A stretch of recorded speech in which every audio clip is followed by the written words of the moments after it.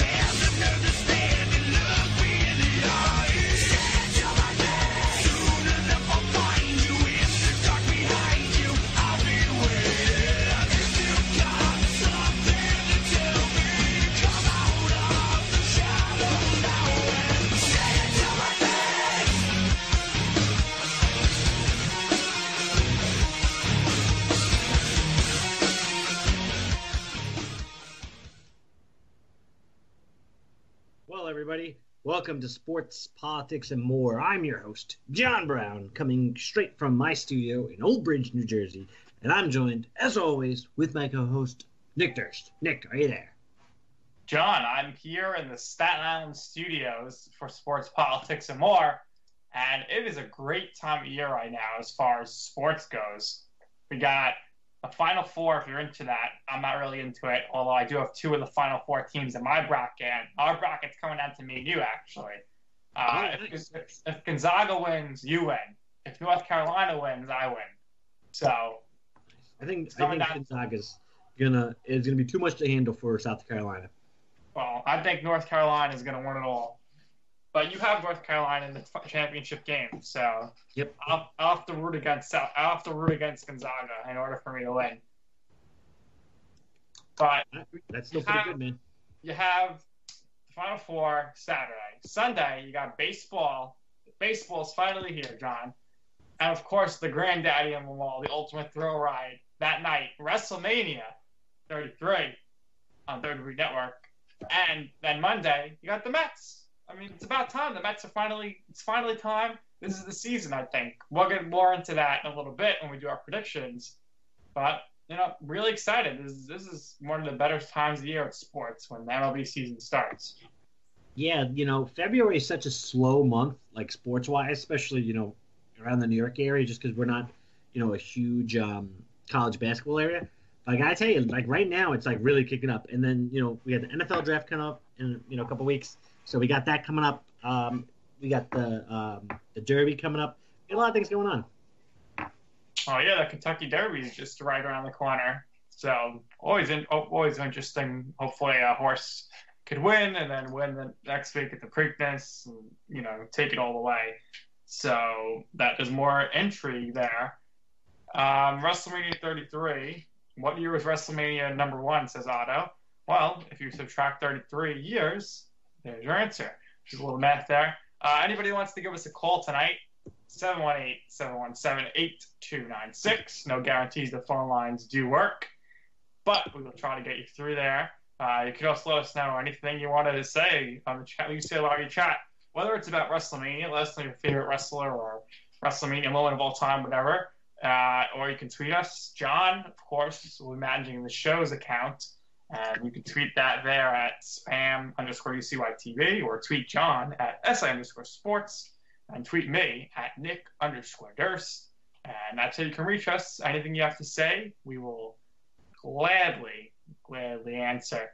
And as far as the rest of the show goes, John, we got to talk about New York Giants free agency. The Giants are doing fantastic right now. And things are lining up for your Super Bowl prediction from last year to be true this year. And we have to talk about, and I want to get into this now, could O.J. Simpson be released from jail on parole in 2017? Did you see any? Did you happen to see this article and story about how he's going to have a parole hearing in June? I didn't, but I'm willing to go ahead and wave the flag of fake news, because if you look at the sentence he got for the crime they were actually able to convict him for, it was very much like a makeup call for how terrible the OJ trial went. So the fact that he would get parole is so unlikely. I know he's probably been the model, inmate or whatever, because they probably have him protected custody or whatever, but still, it would be an outrageous news story if they let him go. And honestly, nobody's on Team OJ right now. So that show just recently came out, so it's still in like the ether of pop culture. Yeah, did you watch either the Academy Award winning film, which was OJ Made in America, the documentary, or did you watch, or happened to watch, maybe you watched both? Did you watch The People vs. OJ, an American Crime Story? Watched both. Now I'm a little bit older than you, but I'm still not old enough to really relive the OJ trial. Like, I remember being on TV, but I remember being a kid and going like, ugh, I hate the OJ trial. I want to watch Transformers. This sucks, because we only had one TV in my house that had cable, so it was just like glued to CNN watching like OJ nonsense over and over again. But I do remember the '94 Knicks game where they cut to the OJ they actually the game. I think that was in episode 1 of the reenactment show of The People vs. OJ. They actually showed like the news guy running into NBC saying to cut away from the game. Could you imagine how mad us New Yorkers would have been? Like, especially me and you. The Knicks are finally in the finals, and we can't watch the game because we got to see a car chase. So I obviously wasn't old, and I was a little kid at the time. My brother is a little bit older than me, and he was in a bar around the corner from my house in Staten Island watching the game. And he said when they cut over to the chase, there was like almost a riot. People were like, "What the fuck?" Yeah, and I heard that they like put the chase on in MSG on the big screen. Like, could you imagine that? The play, I can't believe they did that. Yeah, it was literally it's what made cable news. Like, that was on in my house like all day, every day. It was like the first really big news story that like took over a country. And then it led to like John Bonet was like the next big one. There was Amy Fisher, and Flight 800. Around the same time, you had the Melendez brothers, which were nuts. Do you remember them?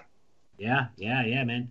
Then there was Nancy Kerrigan and Tanya Harding. That was that whole fiasco. Yeah, but if the media was just crazy, and for some reason, Garcetti, the district attorney, didn't think it was going to be that big.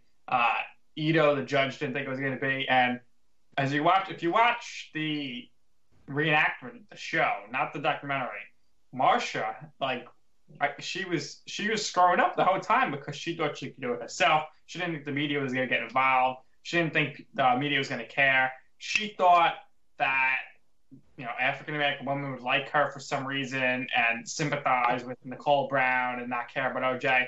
I don't know what she was thinking, to be honest. I don't know how true it was. We weren't there, but what was your takeaway of her character portrayal? I think they did a good job showing how when Johnny Cochran got involved, it turned the case on its side. Because before Johnny Cochran was able to make this a race case, this was like an open and shut case. There was so much amount of evidence against OJ. He looked guilty because he was, running away in the white Bronco, the whole nine. Like, this was like a slam dunk case.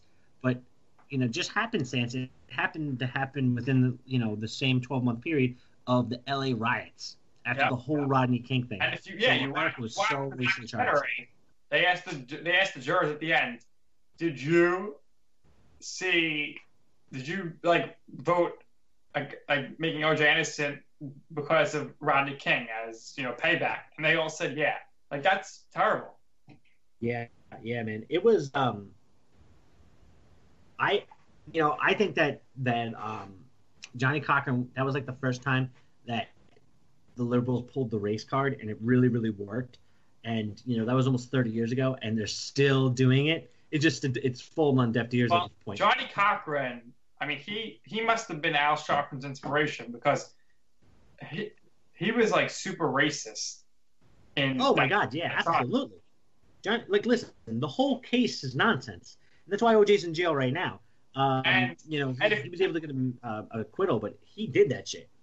Right, and if you watch the documentary, if you watch in real time, afterwards, Robert Shapiro, he was like so disgusted with the way Cochran did the case. Obviously, they didn't get along well at all. Cochran took over for him. He was supposed to be lead counsel. And, well, without Cochran, let's be honest, there was no shot that OJ was getting away with it. But Shapiro right afterwards, like, I'll never talk to Ashley Bailey again. And, Cochran, dirty guy. Like, he shouldn't have went so racially. But that's the only way that OJ was getting out. Listen, this is exactly how they did it. He made it super racially charged. Like, oh, the idea, does this detective ever say the N-word? Like, who gives a fuck? The guy killed his wife. There was a mountain of evidence. He pulled the race card. Like, do you think someone's being racist against rich-ass O.J. Simpson? Like, he's super famous. He's super rich. He was a jealous husband who killed his ex-wife.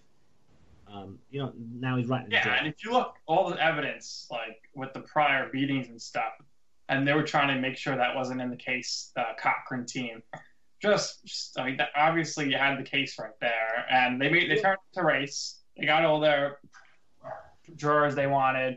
Marsha was kind of clueless. Chris Darden, they should never thrown him into that case. He was in over his head. Very tough case for him to do. Not saying he was a bad lawyer or anything, but they should have never thrown him in there to be the racial ploy on the prosecution's team.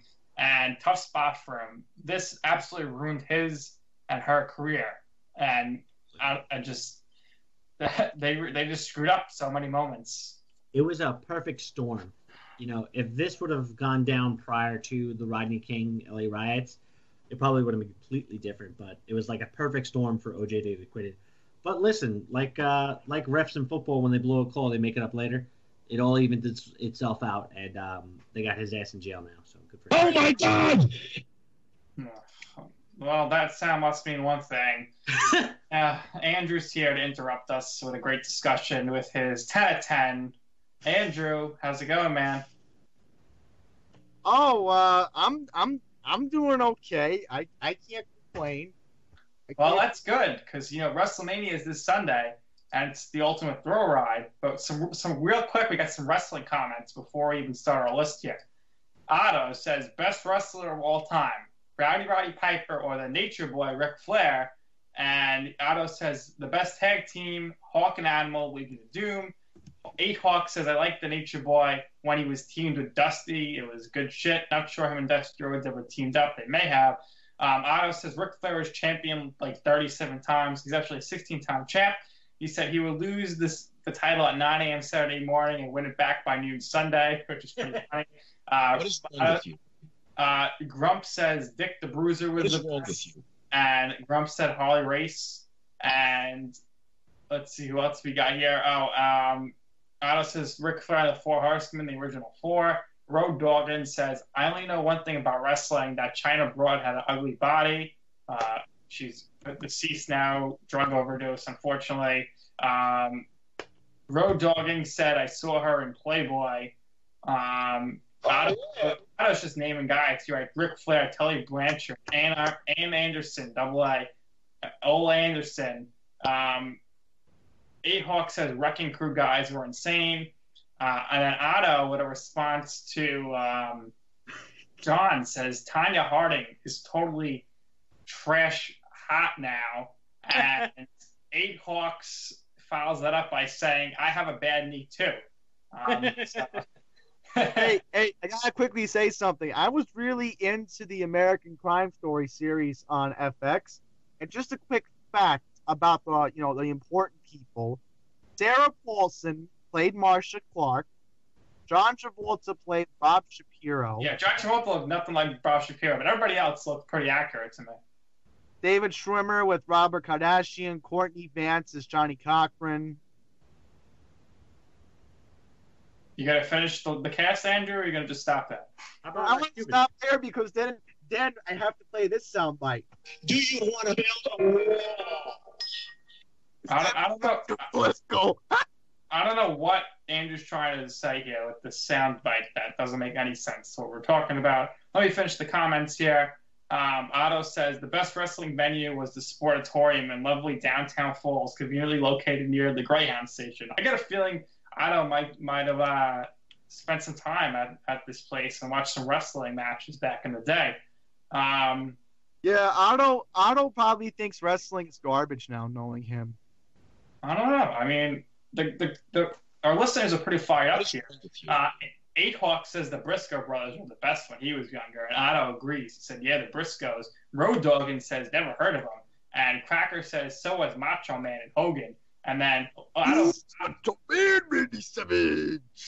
goes, Miss Elizabeth, woo, woo. And then Cracker points out there are locals in Tampa. Yes, the NXT, which is the WWE minor league, their facility is in Tampa, Full Sail. And he writes, the Big Show lives here too. And then Otto says that Miss Elizabeth was way better than Stacy Keibler was the manager. John, you might know Stacy Keibler. She was on Dance with the Stars. Then she dated George Clooney. Nope. All right, if you see, you probably know her. And then Cracker says Dusty Rhodes. Just says Dusty Rhodes. So that leads us to tonight's 10 of 10. Andrew, why don't you give everybody a little reasoning as to why this is the 10 of 10 and what it's all about? All right, everybody, here we go. And now it's time for the Spam 10 at 10 with Andrew Pollock. Now, we are approaching WrestleMania 33, the ultimate thrill ride. And they're obviously calling that for the reason, hit single. What's that hit single with Flo Rida, Nick? I forget the name of it right now.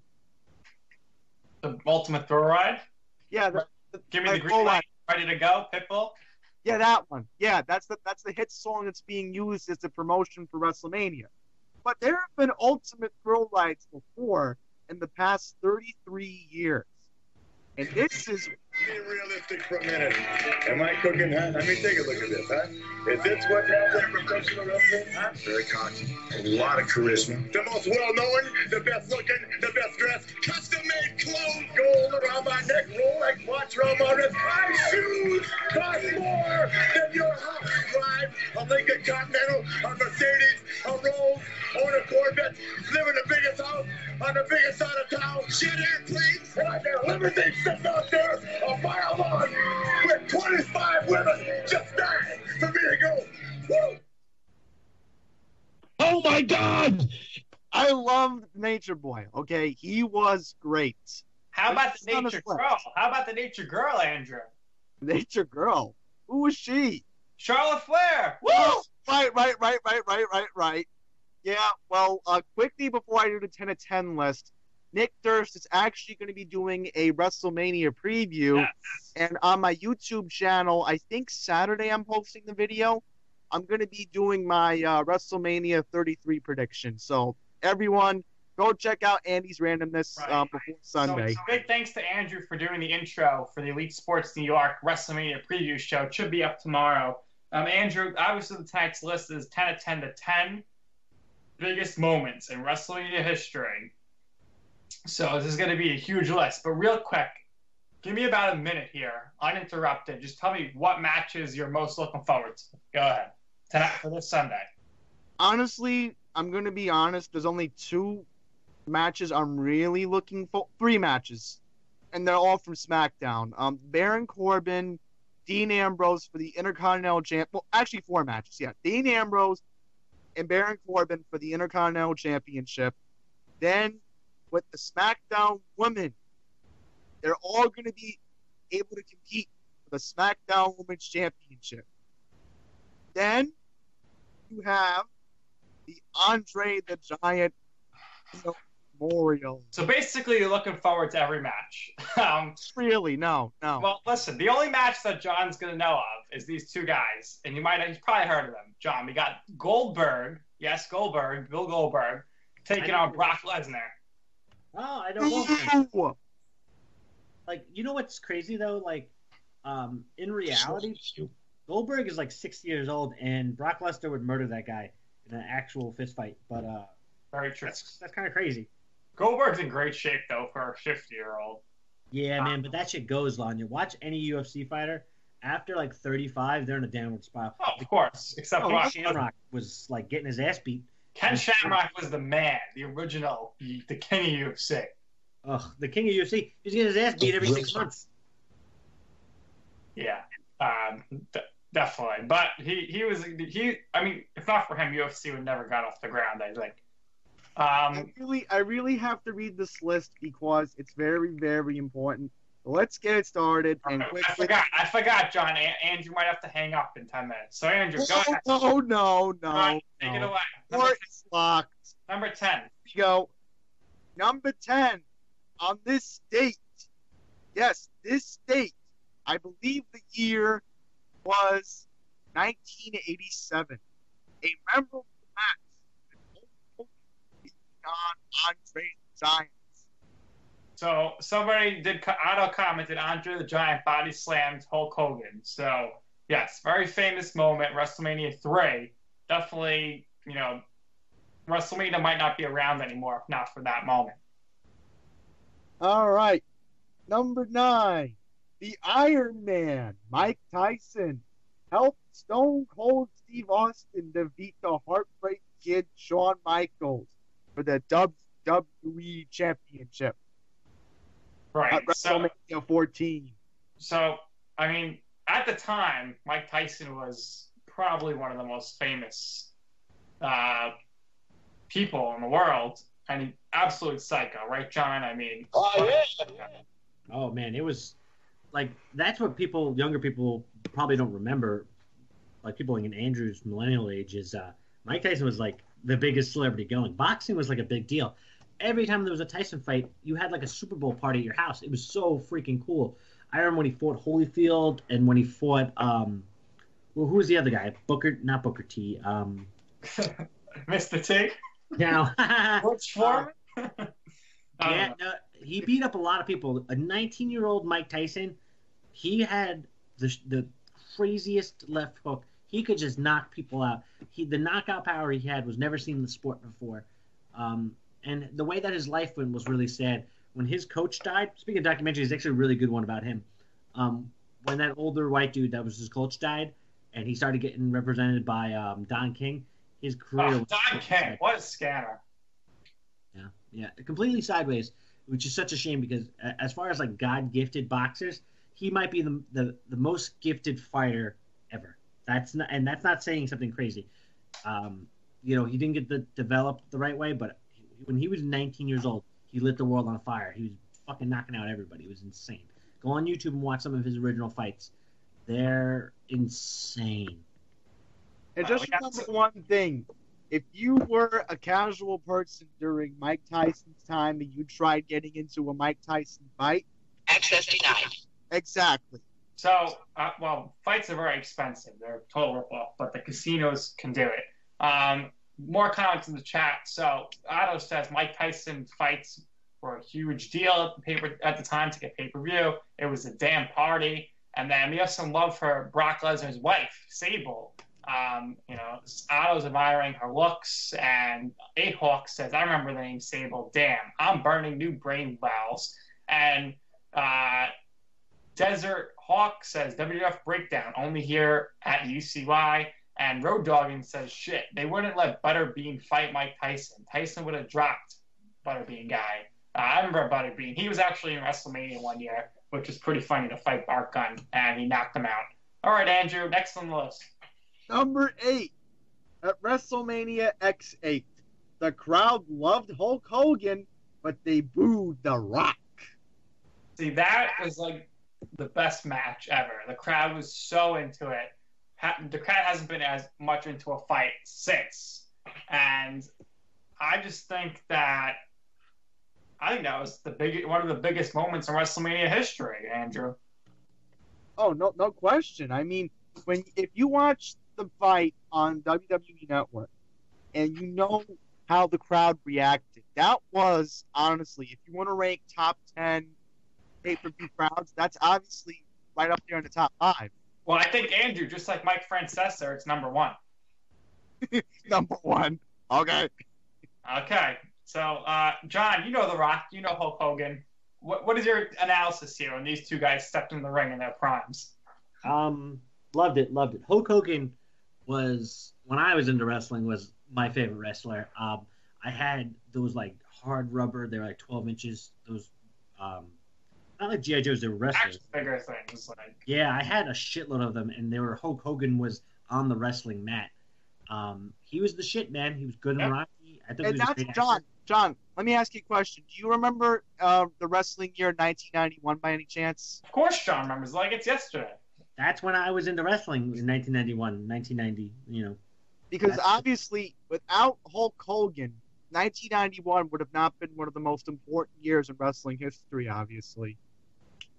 Yeah, listen, dude, without Hulk Hogan, wrestling might still be a fringe. It's without a doubt, without Hulk Hogan, this is why he's the greatest of all time. It's not debatable. Wrestling doesn't exist today on a global scale. We wouldn't be talking about it right now. There'd be no WrestleMania. There'd be no national TV deals for WWE. WWE wouldn't exist, and WCW would have never existed because absolutely.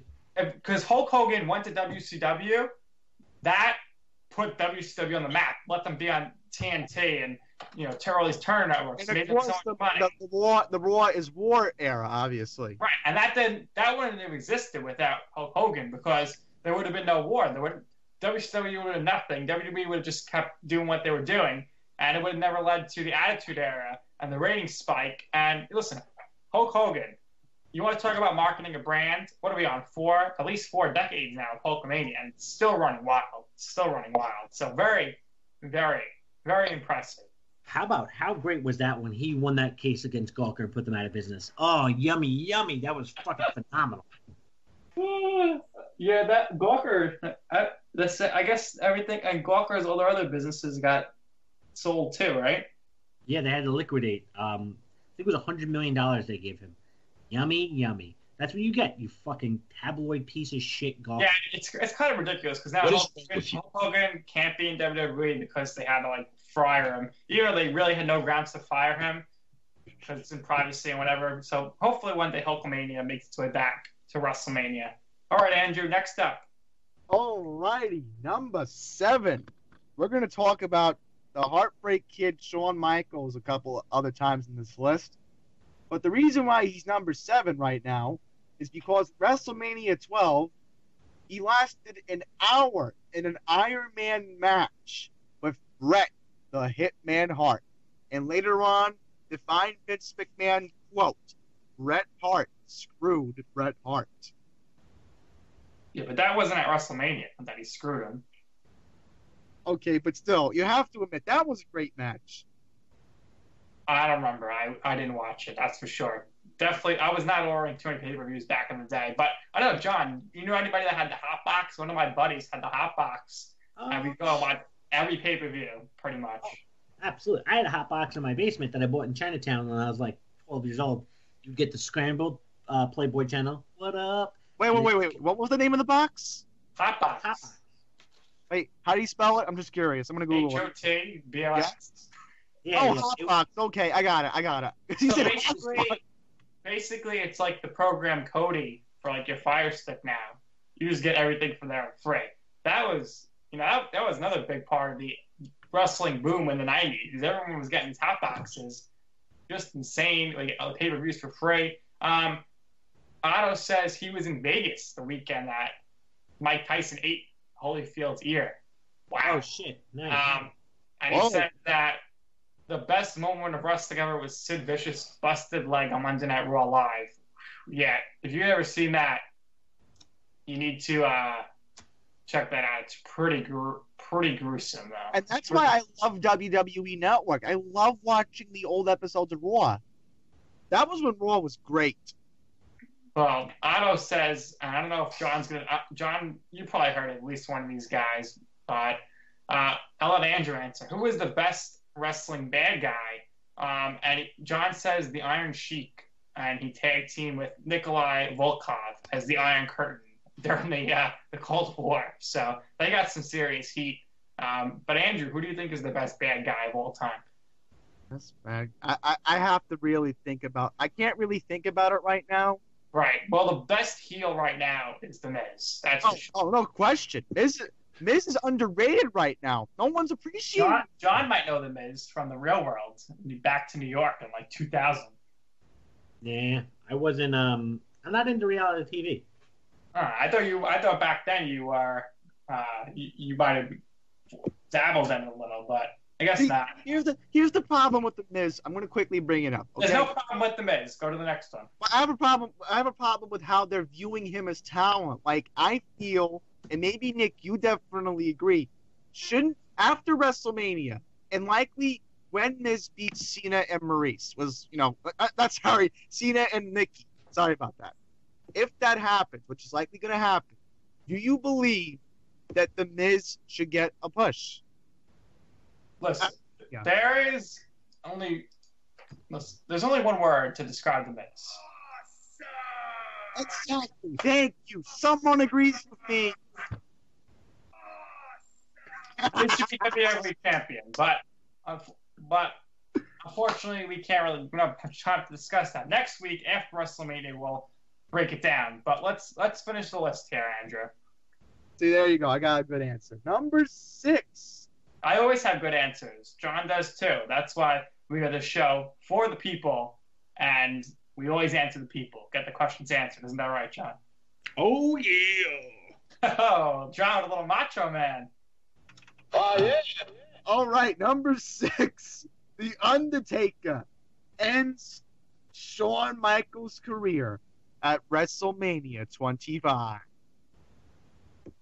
That was a very good match. I'm very glad Shawn Michaels has stayed retired. Otherwise, it would have definitely took away from the moment. The Undertaker, though, he might be coming to an end. We will see. Oh, no. It's definitely not his yard anymore, that's for sure.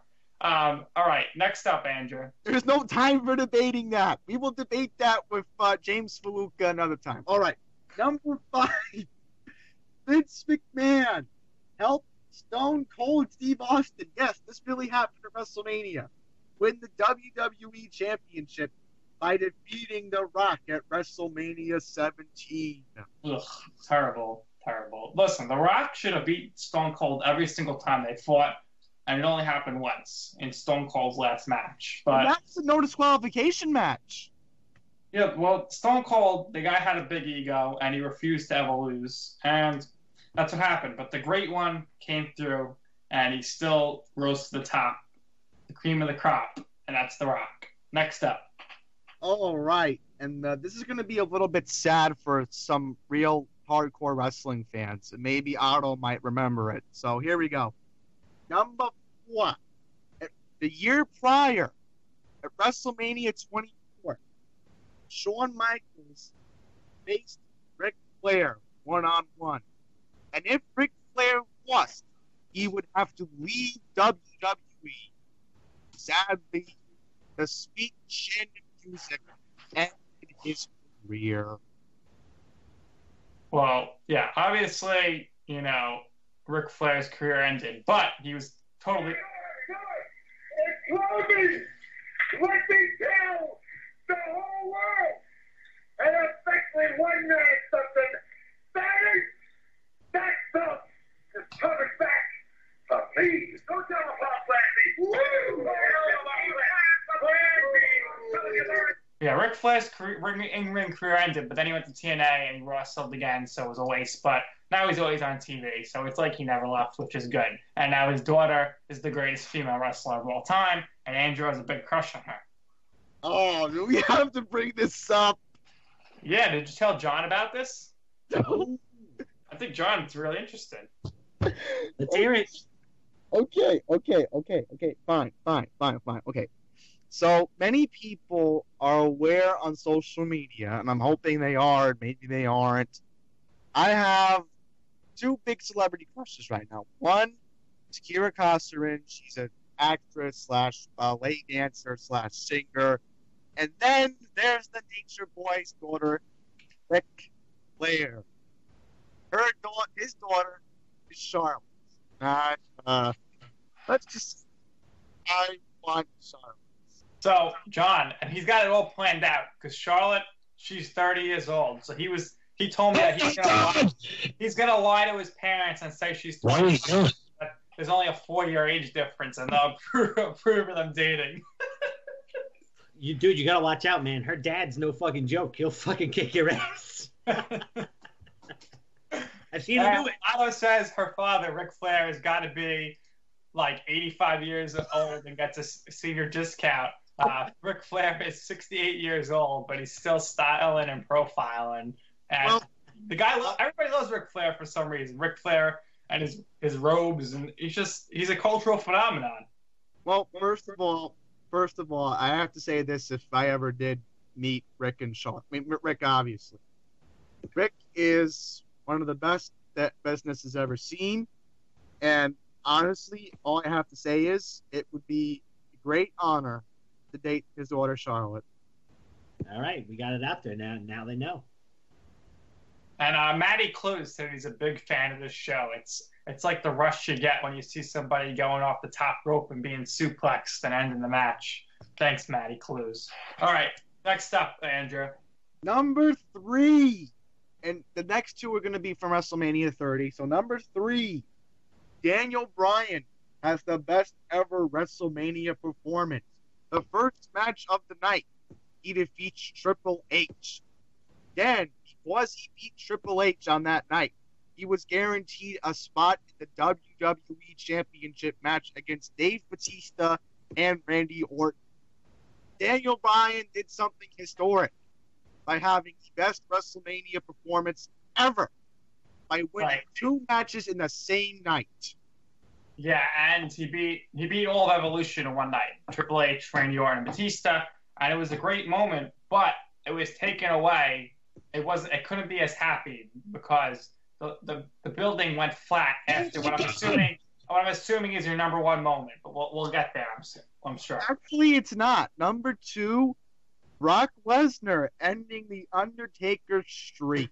Right. So right after that happened, then Daniel Bryan won. Well, there was a women's match, which nobody cared about. Then Daniel Bryan won. So the move was a little off. Everyone was in shock that Brock Lesnar beat the Undertaker.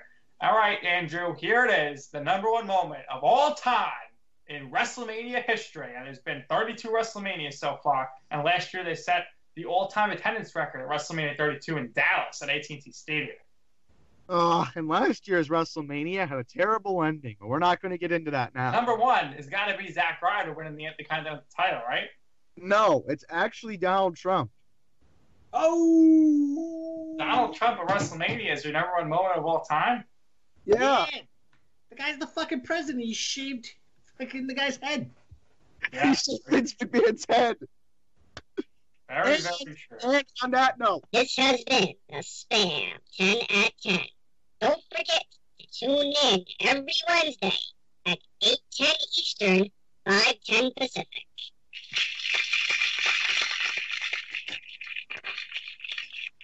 All right, so Andrew, we really we appreciate that list. Next week, you will obviously be back, and you're going to give us the top 10 moments from WrestleMania 33, and keep up the good work, and that way, we'll never keep up the good work, and we'll never have to say this to you, okay? All right. What is Thanks, wrong? Andrew. all right. Thanks, Andrew. Enjoy WrestleMania, everybody. Enjoy the Final Four on Saturday. Bye now. Bye. All right. So, Otto says, remember when Brock Lesnar beat up the guy with one leg, Zach Gallen? That was good TV. Yikes. So, John, surprisingly, our listeners in the UCLA lobby chat really enjoyed that wrestling talk. Who knew? Who knew that we have a wrestling crowd? I didn't even know. The South and Texas, they really love their wrestling, and that's our main audience. But now we move on to something that's sure to make them even happier, John. NHL, the NFL, free agency is wrapping up, basically. The draft's approaching. Now the Giants, McAdoo comes out and he's like, never say never. We might get Adrian Peterson. And now Nick Mangold might want to be a Giant. And the Giants are just stacking things up here. What do you think of these potential moves, and how important is it that they bring back Jonathan Hankins? I think if they get him, they're going to be the favorites to go to the Super Bowl. it's all about the cap, man. If we can get Hankins back, but you got to realize we got to get Hankins back, and he has to be willing to sort of play second fiddle. You know what I mean? Because right now, Snacks is the big run stopper. We don't play with a nose tackle, but he's essentially playing nose tackle for us. So that would be a crazy. No one would be able to run on us. We'd be able to the ends would really be able to pin back their ears, go after the quarterback. That'd be phenomenal. Eric Mangold, I don't think he's a center anymore, but I think he could be a really good guard. So if we get both of those, I think that helps our line dramatically. AP coming here, I don't really see it, only because we're not going to pay him. But the problem is right now nobody wants Adrian Peterson, so he's gonna just take a cheap deal and try to win a Super Bowl. Yeah. Maybe he's made his money. He wants to try to fix his image by playing in New York and having success in New York. Look at Michael Strahan, man. Michael Strahan's on TV 6 days a week during football season. He's making crazy amount of money. Like, he's all over my TV. I see more Michael Strahan now than I did when he was playing. So, maybe that's what he wants to do, because his image is really tarnished because of the whole beating his kid with a stick thing. Right. So I think if he can win a Super Bowl, his image is going to be repaired because it's a redemption story. Yeah. I think that's what he needs to do. So, right. So I think right now, if we look at the power rankings in the NFL, obviously the Patriots are number one. You agree? Absolutely, not even a question. And number two has got to be the Giants. I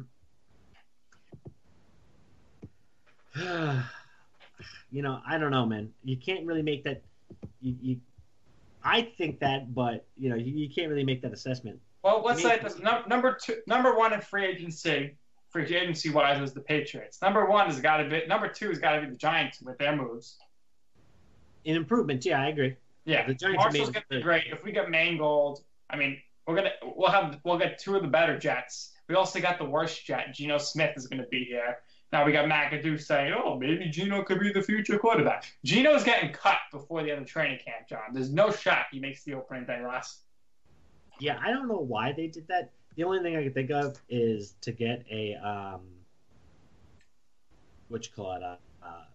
like to use him as like a scout team guy. Exactly, because remember they signed Josh Freeman like 2 years ago? The guy didn't even make it through to the training camp. Like, they used him in the spring practices. That's what they're doing. They don't want to get all this wear and tear on Eli's body in these off-season things. They're going to let Geno go in there. Geno's going to play quarterback against the defense and get and get crushed, Yeah. But, we need a backup. We don't really have a backup right now. They signed Josh Johnson to be the backup. He got a bigger deal. Bassum's gone. And you know what? They could still draft somebody. They got 7 picks. So we'll have to see. As we get close to the draft, we'll cover it more. Hopefully, there are already terrible picks like Eli Apple again. But John, baseball season is here. It's time for us to give our predictions. Let's do it. Are you ready? We're going to go division by division. Yep. All right, we'll start in the East. The AL East. Who do you have winning? AL East. Ooh. Red Sox. Red Sox. I'm going to agree with you. No debate there. They're probably the best team. I think that the Yankees will be in fourth place. I think the Rays are going to come in last. Listen, the Yankees are going to be bad this year. They have a lot of questions at the back end of that rotation. They have a lot of questions outside of Tanaka. And Tanaka has elbow issues. So if Tanaka stays healthy, I think he's going to be like a 15-game winner. But you don't know that. Sabathia is old and in rehab. Who knows what you're going to get out of him? Michael Pineda has never had 32 starts in a season. So his durability is an issue. Yeah, and CC is old and he's terrible. Mr. Captain Crunch Sabathia. Yeah, absolutely. Yeah. All right. AL Central. Last year you picked the White Sox. They got off to a great start. Then they fell apart for some reason. Now our guy Robin Ventura is not even there anymore. I don't even know if Joe McEwing's still there. Hopefully he is. Who do you have winning this division? Oh, that was a stupid pick of mine. I'm going Indians this year because they are freaking really good, and the White Sox are not. Well, last year I picked the Indians for the wild card. I had the Royals repeating. I think the Indians will win the division. They didn't lose anybody, and they added Encarnacion, so definitely in the right direction here. Now the West, this is a little tricky. You don't really know which way it's going to go. A lot of people could be healthy, some might not. The Rangers won it last year. Who do you have winning this? I've been going Angels, a lot, just because Michael Trout is the best player. Of course. He's the best player on the planet right now, but baseball's not that kind of sport. You can have LeBron and still be bad. Their pitching has some issues. Jarrett Weaver, is he going to be the Jarrett Weaver of a couple years ago? I don't know. That's one of those divisions. Listen, I think Seattle might be a little bit better, but they're not going to win it. You know what? I'm going to go out and I'm going to say the Astros. All right, not too crazy. Like 2 years ago, they did win the division. I'm just looking at this division. I really want to say the Angels. I really want to say them, healthy Pujols, but I think we're going to have to go with the Astros as well. They got Correa, they got Altuve, and they got Carlos Beltran. That guy is a veteran leader. He's a winner. He's done it there in Houston. And he had a great season last year. 29 home runs, like 100 RBIs. I think he's going to be the difference there. And the Astros will make the playoffs. So, we're in agreement. Red Sox, Indians, Astros. Now, your 2 wild card teams. Who's the number 1 wild card? Who's number 2? I'm going with Blue Jays and Royals. Oh, my gosh. John, this is not good. I'm going Blue Jays and Royals as well. Before we get crazy, I just want to point out that Carlos Beltran is on his way to the Hall of Fame. He is hands down the best signing the Mets ever made, and the guy is consistently 20 home runs plus every single year. Because his personality is not like big over the top, like like an A-Rod or something. He gets overlooked, but the guy never had a drop off, in the steroid era or anything like that. Other than the injury that he got when he when he dove into Mike Cameron that time, he's been extremely healthy. He's been really durable. He's been a really good outfielder. He's a really unsung hero in Major League Baseball. I don't know why. Yeah, it's very strange as to why he gets the hate he does. He's been a fantastic player. So we're all set here in the AL. We're on the same page. Let's go to the NL. We'll start on the West this time. Who do you got out there? Well, that's pretty obvious that it's going to be the Dodgers. I'm not as high in the Dodgers as some people are preseason, but listen, Kershaw has been consistently the best pitcher. Outside of the playoffs, the guy's phenomenal. So they have a really good, solid lineup. They're going to win that division, probably going away with it. I'm going to agree with you there. I think the Dodgers will win the division, but they're a soft team come to playoffs, I think. The Central, I'm going with the Cubs. How about you? Unfortunately, I got to go Cubbies as well. I actually just noticed today the Reds are breaking camp this year with 2 rookie pitchers in their starting rotation who've never pitched in the major leagues before. How about that? So strange to me, but they're in a rebuilding phase. How about this, John? Sports Illustrated has the over/under for the Reds at 64 wins. What do you think? Over/under? I think you got to go over. It's hard to lose 98 games. Yeah, you know what? They play in a small ballpark. They get some guys that hit some home runs. They'll be fine. All right, and we mentioned this last week, but Padres over/under 60. That'd be 102 losses. Ugh. Padres are really fucking bad. You gotta go over. 60. Come on, 60 wins. I don't know. I can't name a single starter in their rotation. Yeah, it's tough. I can name other teams' entire rotation, so they are going with nobody, so it's tough. All right. So we got the Cubs and the Dodgers, both of us. And at least we're gonna probably differ here. I'm going with the Mets. This is the Mets year. Sports Illustrated has the Nationals finishing in first at 91-71, and the Mets finishing in second at 90-72. That would be a game back. I just think the Mets. I don't want to get too much into this, so check out the Mets cast on Elite Sports New York. Come to you very soon, probably this weekend. The Mets, they're the total package this year, and if they don't win it this year, they're not going to ever win it. So I think with their pitching, and you can check out a great video on EliteSportsNewYork.com about why the Mets pitching staff is going to be insanely good and lead them to the World Series. The pitching, the lineup's very deep. We obviously got concerns about Duda and Bruce, but we'll see what happens. I think the Mets are going to win the division. How about you? I know the Mets are rated the number 4 team in the National League as far as wins at the end of the year. I think the Nationals are going to win the division and the Mets are going to come in second. But I think it's going to be where they both run away with it, where the Mets are so far in the wild card that it doesn't really matter. But that one wild card playoff game really makes it valuable to win that division. So hopefully the games towards the end between the Mets and Nationals will become really meaningful. Yeah, and the Nationals last year, they won the division, and it has to do with Dusty Baker, the Mets injuries, and of course Daniel Murphy. They're nothing without Daniel Murphy. Now, give me your wild card teams, the number 1 and the number 2 wild cards. So you said the Mets will be number 1. Yep. I'm going to go with the Giants again. Yep. So, how'd you know? So you got the same exact playoff from last year. For the NL. I'm going a little different here in the NL, John. I'm going with the Cardinals to be the number 1 wild card, and number 2 wild card, the Colorado Rockies. Really? Yes. Ooh, what about the Rockies lineup? It's making you you think Ian Bensman is going to have a comeback year and hit 30 home runs at shortstop? No, because he's playing first base.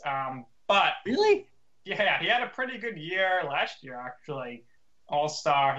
He might have hit 30 home runs, I'm not sure. But this is what I like about the team. Charlie Blackmon. Probably nobody knows who he is. I know he is. He's a very good ball player. He's an all-star center fielder. Carlos Gonzalez, all-star right fielder. Then they got David Dahl. He's an outfielder. He batted like three something last year. Nolan Arenado, you probably heard of him. He's great at third base. DJ LeMahieu, okay? This guy beat Daniel Murphy for the batting title, and Daniel Murphy batted like 340. So right there, the lineup's pretty damn good. Gerardo Parra is their 4th outfielder. They signed Greg Holland to be their closer. He was the closer for the Royals in their World Series season. They also got Jason Mott in the bullpen. And they got some gritty guys out there for the pitchers. They got for starters, but they got like Jake McGee, Jordan Lyles. They got a decent pitching staff there, but obviously they're playing Colorado, so you build this team to your strength, and that's offense. And these guys are going to be hitting home runs. And I just think Bud Black, pretty good manager. And I think they're going to sneak in there at the second wild card. I don't like the Giants at all. I don't think they're that good anymore. It could very well be the Giants. I think you could agree with me that probably the 3 teams battling for the wild card will be the Giants and the Cardinals, and then either Mets or Nationals. Those are going to be the guys fighting for the wild card. Yeah. And listen, I just think that the Rockies, they're going to beat the Giants in head-to-heads, and it's going to push them over the edge, and they're going to get the second wild card. See, I like your confidence in Colorado because they play in Colorado, they got to score a lot of runs, but there's a couple of things that are a problem. Cargo is one of those 5-tool guys, but he does have the injury bug, so there is that. Last year he was very healthy. That's why you gotta hope. If you're a Rockies fan, you have to hope that he can keep it up. Like sort of how Ralph Kiner used to say that when the Mets were really bad in '62, and he asked the manager for if he was going to get raised, he goes, "Listen, we lost 100 games. You could lose 100 games without you. Pitching wins ball clubs, not batting titles. Gets you in the playoffs. Their pitching isn't good enough. They only play half their games in Colorado. The other half will be in normal stadiums that they're going to have to play against normal teams. They have a really strong lineup, I agree, but the idea that you can go shoot out. See, the reason that pitching wins enough to bring you to the playoffs is even really good hitters fail 65% of the time. The best hitter in the major leagues who wins the batting title will fail 65% of the time. So in a sabermetrics numbers game, pitching will always win. See, better pitching is better than better hitting. You look at a great example, San Francisco. Their lineup outside of Buster Posey isn't really anything to shake a stick at. I'm not afraid of any of those guys, but their starting pitching, and their bullpen has always been. Well, their bullpen was atrocious last year, so I don't know. I mean, you can't really judge these Rockies guys' ERAs from prior seasons because obviously it's going to be inflated in Colorado. I don't think they're going to win. Well, let's go to the playoffs. Wild card games. I have the Cardinals beating the Rockies in the wild card game. So you have Mets, Giants. Who do you have winning that game? I'm guessing the Giants, a repeat of last year. Nope, I got the Mets. I think Syndergaard he's gonna take that next step. He's that good. I think the Mets have no shot in a one-game playoff because their offense always tends to cramp up, and they're not gonna. Madison Bumgarner, is going at least 9 innings, so I don't see how they'd be able to score against him. So that's why I'm hoping they don't have the wild card. So you have Syndergaard leading the way. You know what? I would tend to agree with you, especially, looking at last year. But, at some point, somebody's going to have to get to him. This Mets lineup, if, knock on wood, they stay healthy, should be better than last year's. Well, I'd be a lot more confident with Daniel Murphy in the middle of the lineup. But yeah, I know, right? I'm going to say. All right, so AL wild card. Who do you have? John? The Blue Jays and the Royals. Who do you have winning that game? Blue Jays. R.A. Dickey throws a one-hitter. That would be interesting because the Blue Jays would have to trade for him. He's on the Braves. No way, really? Yeah. Did he sign with the Braves or did he get traded there? Free agent signing, yes. Oh shit. The Braves got him and Bartolo Colon. They're trying to be the Mets in 2010. Yeah. I think the Royals are going to win this because after this year, almost everybody that was in their World Series team is a free agent. So they might go for it all this year because this is their last chance. So I think they might add a pitcher or something at the trade deadline from one of these teams that are out of it. I think the Royals will beat the Blue Jays. But I like the Blue Jays. I just don't like their signing of Kendrick Morales, really. So we'll have to say Blue Jays are still going to score a ton of runs. They're pitching. They got Stroman. So, could go either way. But I'm going to say the Royals will win the wild card game, even though I do not like the Royals. All right, so AL here. Who is your number one overall team in the AL? I'm going Red Sox. All right, so you got the Red Sox taking on the Blue Jays. Who's winning that game, that series? Red Sox. Red Sox over the Blue Jays. All right, and I got the Red Sox against the Royals. I'm going Red Sox. So then we both got the Astros taking on the Indians. I'm going to go with the Indians. Okay. I'll go to Indians as well. Oh, all right. So Indians. There we go. All right. And then who's going to the World Series, Indians or Red Sox? I'm going with Terry Francona is going to get over the hump in Cleveland and get the Indians back. This is a tough one for me. If the Red Sox didn't have Hanley Ramirez, I'd say them. But yeah, I think the Indians are going back to the World Series. And then the NL. So you got who's your number one team overall? Cubs. Yeah. All right. So Cubs, Mets, NLDS. Mets gonna kick their ass like all the right. Eagles. I realize we're running out of time here. All right. So who do you got in the World Series? Mets versus the Indians. And who's your winner? The Mets in 7. I'm going Mets Indians as well, and I'm going to say the Mets, and I think the Mets will sweep the Cubs again, and the Dodgers will be bounced early. The Dodgers will be bounced by the Mets at first, and then the Cubs will take care of the wild card team. The Mets will beat the Cubs in the NLCS. Yeah, I think that we got the Cubs number.